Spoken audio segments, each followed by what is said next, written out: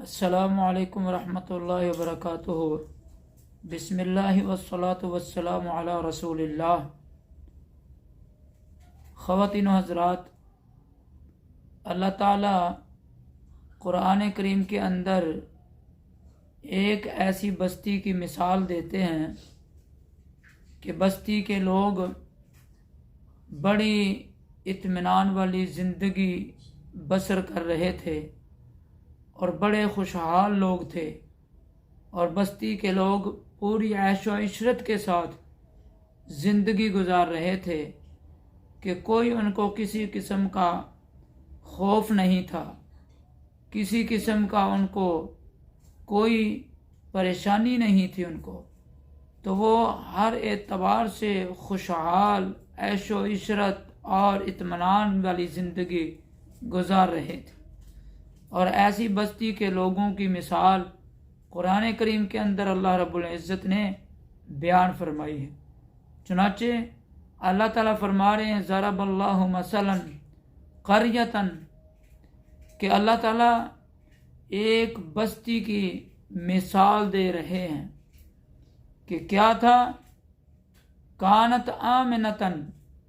مطمئنۃ، کہ وہ بستی کے لوگ انتہائی مطمئن زندگی گزار رہے تھے، انتہائی خوشحال اور عیش و عشرت والی پرسکون زندگی گزار رہے تھے، اور پرسکون زندگی ان کو جو ملی تھی اس کا سبب بھی اللہ تعالیٰ نے قرآن کریم کی اسی آیت کے اندر جو ہے بیان فرمایا کہ وہ مطمئن کیوں تھے، خوشحال کیوں تھے، کیوں وہ اتنا مطمئن ہو کر زندگی گزار رہے تھے۔ اس کی وجہ اللہ رب العزت نے اگلے جملے میں بیان فرمائی کہ رغدم من کل مکان یاتیہا رغدم من کل مکان، کہ ان کو یاتیہا رزقہا رغدم من کل مکان، کہ ہر طرف سے ان کو رزق مل رہا تھا۔ اللہ تعالیٰ نے ان کے لیے رزق کو مسخر فرمایا ہوا تھا۔ تو کیا تھے وہ؟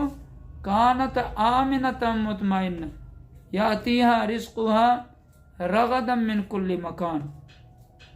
کہ وہ مطمئن تھے، خوشحال تھے، عیش و عشرت والی زندگی اللہ تعالیٰ نے ان کو عطا فرمائی ہوئی تھی، اور وجہ یہ تمام تر سکون ملنے کی یہ تھی کہ یاتیہا رزقہا رغدا من کل مکان، کہ ان کی جو معیشت تھی وہ بڑی اچھی معیشت تھی، ہر اعتبار سے اللہ تعالیٰ نے ان کو معاشی وسائل عطا فرمائے ہوئے تھے، اور ہر اعتبار سے وہ اپنا رزق جو ہے اعلیٰ درجے پر حاصل کر رہے تھے۔ تو رزق کی فراوانی کی وجہ سے اللہ رب العزت نے ان کو اطمینان والی زندگی عطا فرمائی ہوئی تھی۔ اب یہ اطمینان والی زندگی ان سے چھن جاتی ہے، وہ اس زندگی سے، عیش و عشرت والی زندگی سے، پرسکون زندگی سے اور اطمینان والی زندگی سے محروم بھی کر دیے جاتے ہیں، اور محرومی کی وجہ بھی اللہ تعالیٰ نے بیان فرمائی۔ محرومی کی وجہ بیان فرماتے ہیں اللہ تعالیٰ فَكَفَرَتْ بِأَنْعُمِ اللَّهِ، کہ انہوں نے اس عیش و عشرت والی زندگی کی، اس پرسکون زندگی کی، ہر طرف سے جو ان کو اللہ تعالیٰ رزق عطا فرما رہے تھے، رزق کے دروازے کھلے ہوئے تھے، ان کی جو معیشت جو ہے مضبوط اللہ تعالیٰ نے فرمائی ہوئی تھی، اس نعمت کی انہوں نے جو ہے نہ قدری کی نہ شکری کی۔ تو اس نہ شکری کی وجہ سے، نہ قدری کی وجہ سے اللہ رب العزت نے ان کو اطمینان والی زندگی سے، عیش و عشرت والی زندگی سے،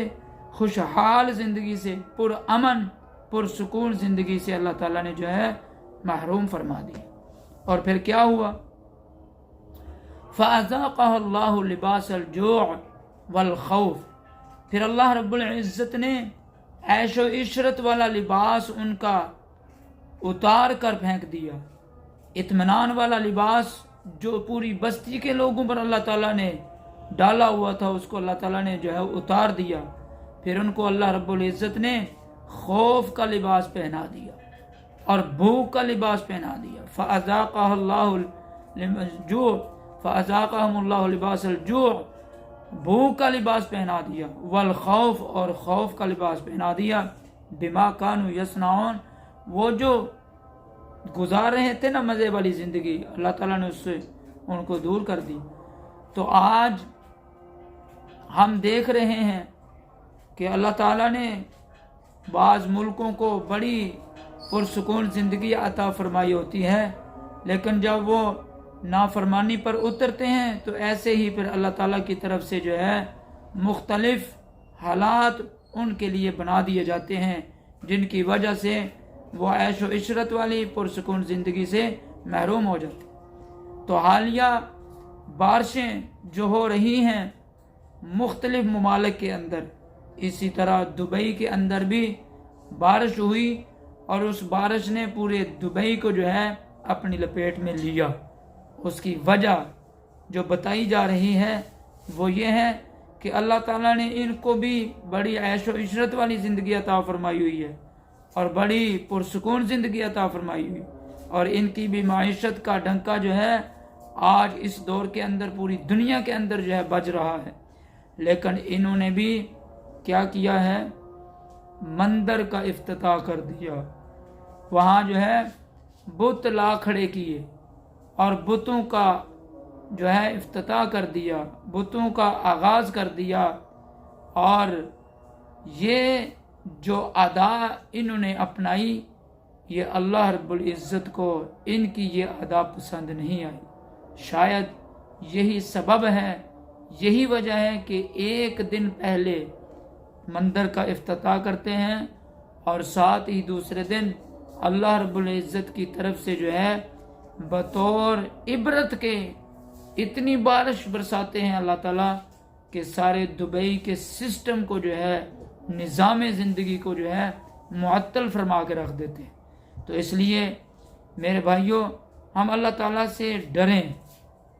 اللہ تعالیٰ نے جو ہمیں دین عطا فرمایا ہے، شریعت عطا فرمائی ہے، جو احکامات ہمیں عطا فرمائے ہیں، ہم ان احکامات کو فالو کر کے زندگی گزاریں۔ جو رسول اللہ صلی اللہ تعالیٰ علیہ وسلم نے اسوہ حسنہ میں عطا فرمایا ہے اپنی حیات طیبہ کی صورت میں، ہم حضور کے اس اسوہ حسنہ کو اپنا کر زندگی بسر کریں، تاکہ ہم اللہ تعالیٰ کی طرف سے ان جو ہے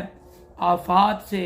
اور ان بلاؤں سے، ان وباؤں سے اور ان عذابات سے، ان آزمائشوں سے اور مصیبتوں سے جو ہے تاکہ ہم جو ہے بچ سکے۔ اس لیے میرے بھائیوں، ہم یہی گزارش کریں گے پوری دنیا کے امت مسلمہ سے اور دبئی کے بڑے بڑے لوگوں سے، بادشاہوں سے، حکمرانوں سے یہی ہم عرض کریں گے کہ بھائی اللہ نے جو ہمیں قرآن عطا فرمایا ہے، جو ہمیں لا الہ الا اللہ محمد رسول اللہ کی صورت میں کلمہ ایمان عطا فرمایا ہے، اسی کی پیروی کرتے ہوئے زندگی بسر کریں، اسی کی غلامی کرتے ہوئے زندگی بسر کریں۔ ان بتوں کی طرف